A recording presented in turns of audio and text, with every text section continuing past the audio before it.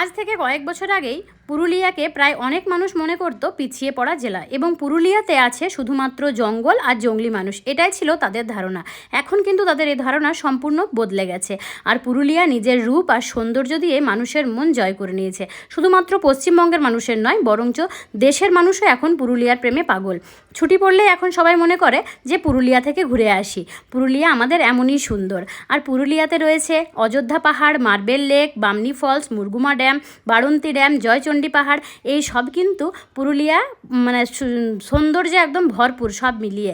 আর আমাদের পুরুলিয়ার সবুজ প্রকৃতি তো বলারই নয়, এখানকার মানুষগুলো তেমনি ভালো। মানুষের মনে কিন্তু কোনো রকম ছলপ্যাঁচ নেই, খুব সাদাসিধা, আর মানুষকে খুব মন জয় করে নিতে পারে এখানকার মানুষেরা। আর পুরুলিয়া কিন্তু অন্য দিক থেকেও পিছিয়ে নেয়।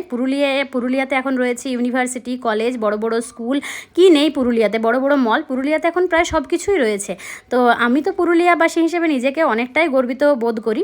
তো তোমরা কারা কারা পুরুলিয়া ঘুরে গেছো তারা কিন্তু অবশ্যই কমেন্ট করে জানিয়েছো তাদের পুরুলিয়া কেমন লেগেছে। আর যারা এখনও অবধি ঘোরেনি তারা কিন্তু খুব তাড়াতাড়ি পুরুলিয়া ঘুরে যাও, তোমাদেরও খুব ভালো লাগবে।